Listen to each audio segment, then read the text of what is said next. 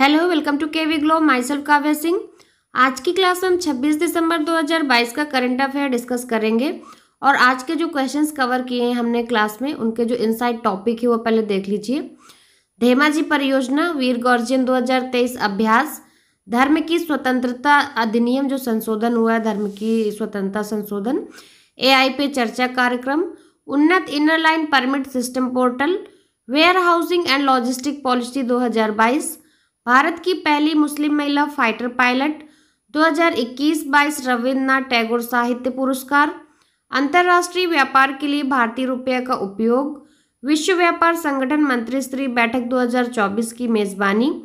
इन सारे टॉपिक से रिलेटेड जितने भी इंपॉर्टेंट क्वेश्चंस बनते हैं एग्जाम के लिए, जिन एग्जाम्स में भी करंट अफेयर पोर्शन आता है, आजकल ज़्यादातर एग्जाम में आपका जनरल अवेयरनेस और करंट अफेयर के क्वेश्चंस आते हैं, उन सब के लिए मोस्ट इंपॉर्टेंट क्वेश्चंस हैं, इसलिए ध्यान से आप लोग पूरी क्लास देखिएगा बिना स्किप किए हुए। क्लास स्टार्ट करने से पहले आपके लिए क्वेश्चन है, संसदीय व्यवस्था भारत में किस देश के संविधान से ली गई है? तो इसका आंसर आप लोग कमेंट बॉक्स में कमेंट करके बताइए। क्लास के एंड में इस क्वेश्चन को हम लोग डिस्कस करेंगे। हमारे देश का जो संविधान है वो किसी न किसी देश से कुछ न कुछ लिया गया है, इसलिए ये क्वेश्चन हमेशा एग्जाम में आते भी हैं, इसीलिए क्लास करंट अफेयर की क्लास में आपके साथ ये क्वेश्चन भी मैं शेयर करती हूँ, जिससे आपका ये पोर्शन भी तैयार होता जाए। तो इसका आंसर जरूर करिए। स्टार्ट करते हैं आज के क्वेश्चंस। पहला क्वेश्चन है, वीर गार्जियन 2023 अभ्यास भारत और किस देश के बीच होने वाला पहला द्विपक्षीय हवाई अभ्यास है? तो ये जो अभ्यास है ये पहला द्विपक्षीय हवाई अभ्यास है वीर गार्जियन 2023। ये भारत और जापान के बीच होने वाला पहला द्विपक्षीय हवाई अभ्यास है। सही आंसर हो जाएगा ऑप्शन बी, जापान। भारतीय वायुसेना और जापानी वायु आत्मरक्षा बल अपना पहला द्विपक्षीय हवाई अभ्यास वीर गॉर्जियन जो है 2023 आयोजित करने जा रहा है। ये अभ्यास जनवरी 2023 में जापान में हायाकुरी हवाई अड्डे और इरुमा हवाई अड्डे पर आयोजित किया जाएगा। तो ये जो वीर गार्जियन 2023 का अभ्यास है जापान में आयोजित होगा और हायाकुरी हवाई अड्डे और इरुमा हवाई अड्डे पर होगा। नेक्स्ट क्वेश्चन है, किस राज्य ने हाल ही में warehousing and logistic policy 2022 को मंजूरी दी है? सही आंसर है ऑप्शन सी, उत्तर प्रदेश। उत्तर प्रदेश सरकार ने UP warehousing and logistic policy 2022 को मंजूरी दी है। राज्य के औद्योगिक विकास मंत्री हैं नंद गोपाल गुप्ता। इन्होंने कहा है कि इससे $1 ट्रिलियन अर्थव्यवस्था बनने में मदद मिलेगी। इस पॉलिसी की मंजूरी फरवरी 2023 में लखनऊ में जो होने वाला है ग्लोबल इन्वेस्टर समिट, उससे पहले आई है ये। इसके तहत एक मजबूत ट्रांसपोर्ट इंफ्रास्ट्रक्चर नेटवर्क तैयार करने और लॉजिस्टिक इंफ्रास्ट्रक्चर को अपग्रेड करने में मदद मिलेगी। नेक्स्ट क्वेश्चन है, कौन सा केंद्रीय मंत्रालय एआई पे चर्चा कार्यक्रम आयोजित करता है? तो ये जो एआई डायलॉग कार्यक्रम है ये आयोजित करता है इलेक्ट्रॉनिक्स और आईटी मंत्रालय। सही आंसर हो जाएगा ऑप्शन ए, इलेक्ट्रॉनिक्स और आईटी मंत्रालय के ई गवर्नेंस डिवीजन ने एआई पे चर्चा की मेजबानी की है। पैनल के सदस्यों ने एआई को उच्च गुणवत्ता वाले डेटा सेट तक पहुंचाने की अनुमति देने के महत्व और तरीकों पर भी चर्चा की है। ये एआई क्या है? तो ये आर्टिफिशियल इंटेलिजेंस है। इस चर्चा श्रृंखला को 2020 में इलेक्ट्रॉनिक्स और आईटी मंत्रालय के उद्घाटन वैश्विक एआई शिखर सम्मेलन सामाजिक अधिकारिता के लिए उत्तरदायी एआई के हिस्से के रूप में लॉन्च किया गया था। नेक्स्ट क्वेश्चन है, किस राज्य के मुख्यमंत्री ने एक उन्नत inner line permit system portal launch किया है? सही आंसर है ऑप्शन सी, मणिपुर। मणिपुर में मुख्यमंत्री हैं बीरेन सिंह। इन्होंने एक उन्नत इनर लाइन परमिट प्रणाली पोर्टल शुरू किया है। राज्य के मूल निवासियों के महत्व को ध्यान में रखते हुए और राज्य के बाहर से आने वाले आगंतुकों की सुविधा के लिए पोर्टल शुरू किया गया है। परमिट में एक बार कोड लगाया गया है जिसके जरिए परमिट धारक की पहचान की जा सकती है। इस प्रणाली के माध्यम से परमिट के मामले में धोखाधड़ी भी रोकी जा सकती है। क्लास अच्छी लग रही हो तो आप लोग प्लीज़ क्लास को ज़्यादा से ज़्यादा लाइक शेयर जरूर कर दीजिएगा। नेक्स्ट क्वेश्चन है, भारत की पहली मुस्लिम महिला फाइटर बनने वाली लड़की का क्या नाम है? तो हाल ही में भारत की पहली मुस्लिम महिला फाइटर बनी है, ये है सानिया मिर्जा। ये सानिया मिर्जा देश की पहली मुस्लिम फाइटर महिला होंगी और साथ ही ये उत्तर प्रदेश की पहली फाइटर महिला पायलट भी बनी है। ये खिताब इन्होंने अपने नाम किया है। एनडीए की परीक्षा में इन्होंने 149वां रैंक हासिल किया है। तो देश की पहली मुस्लिम फाइटर महिला है और उत्तर प्रदेश की पहली महिला फाइटर पायलट है ये। नेक्स्ट क्वेश्चन है, किसने 2021-2022 का जो है रविन्द्रनाथ टैगोर साहित्य पुरस्कार जीता है हाल ही में? सही आंसर इसका ऑप्शन डी, सुदीप सेन और शोभना कुमार, इन दोनों ने जो है इन रविन्द्रनाथ टैगोर साहित्य पुरस्कार जीता है। सुदीप सेन, शोभना कुमार और संजय के राय को कला साहित्य और सामाजिक योगदान के क्षेत्र में अपने योगदान के लिए रविन्द्रनाथ टैगोर लिटरेरी पुरस्कार और सामाजिक योगदान के लिए टैगोर पुरस्कार से सम्मानित किया गया है। पुरस्कार समारोह इंडिया इंटरनेशनल सेंटर में आयोजित किया गया। सुदीप सेन ने कविता, गद्य, रचनात्मक, नॉन फिक्शन और फोटोग्राफी के संग्रह एंथ्रोपोसिन, क्लाइमेट चेंज, कॉन्टैगियन कंसोलेशन में अपने उल्लेखनीय काम के लिए पुरस्कार जीता है।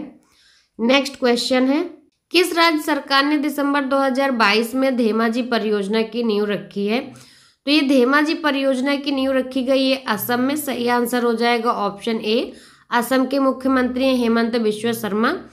तो धेमाजी जिले में 1220.21 करोड़ रुपए की परियोजनाओं का शिलान्यास और उद्घाटन किया गया है।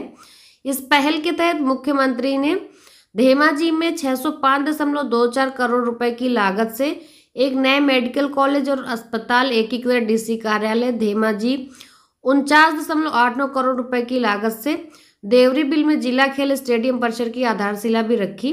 50.53 करोड़ की लागत और सिलपाथर में 12.36 करोड़ की लागत से एक मिनी स्टेडियम भी आधारशिला रखी गई। उन्होंने 5.3 करोड़ रुपए की लागत से ITI धेमाजी और धेमाजी पॉलिटेक्निक के उन्नयन और 497.9 करोड़ रुपए की अनुमानित लागत से विभिन्न सड़कों के निर्माण की नींव रखी।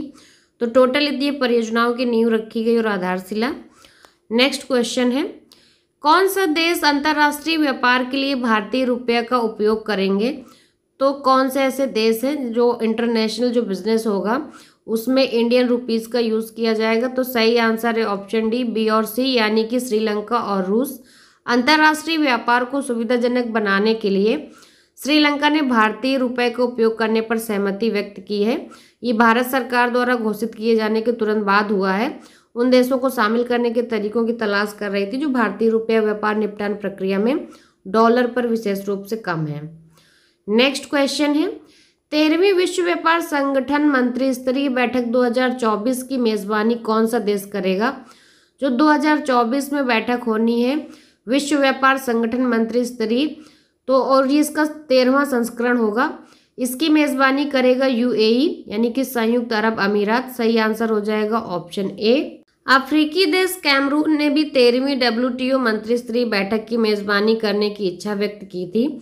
WTO का 12वां मंत्री स्तरीय सम्मेलन 12 जून से 17 जून तक जिनेवा, स्विट्जरलैंड में आयोजित किया गया था। मूल रूप से इसे 2020 में कजाकिस्तान में आयोजित किया जाना था, लेकिन कोविड महामारी के कारण इसे स्थगित कर दिया गया था। संयुक्त अरब अमीरात फरवरी 2024 में 13वीं विश्व व्यापार संगठन मंत्री स्तरीय बैठक की मेजबानी करेगा। तो 2024 में फरवरी में ये बैठक होगी और इसका 13वां संस्करण होगा और UAE इसकी मेजबानी करेगा।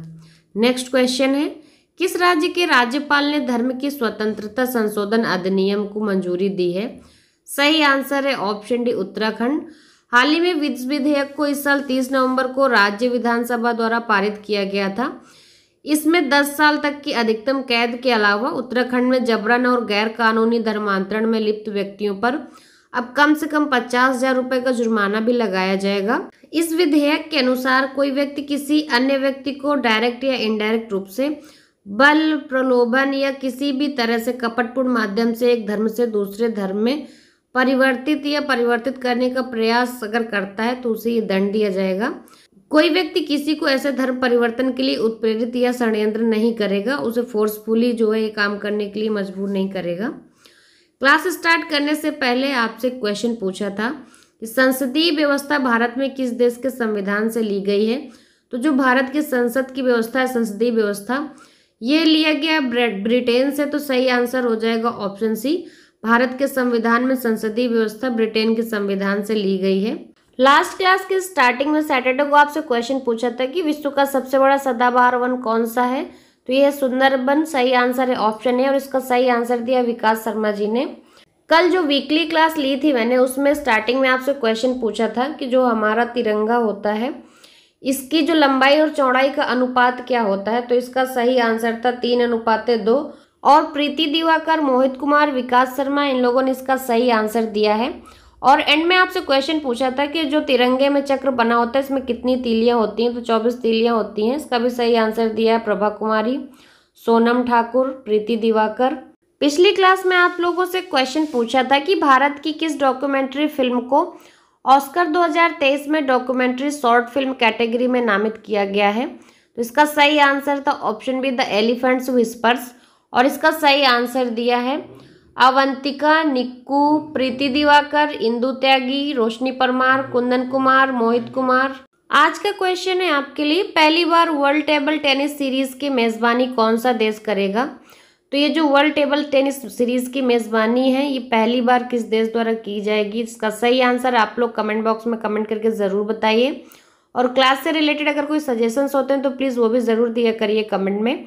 क्लास को लाइक शेयर करना बिल्कुल भी मत भूलिएगा। और जो लोग चैनल पर आते हैं पहली बार, चैनल को सब्सक्राइब करके बेल आइकन ज़रूर दबा दीजिएगा, जिससे आगे आने वाली क्लासेस आपको ईजिली मिल जाएंगी।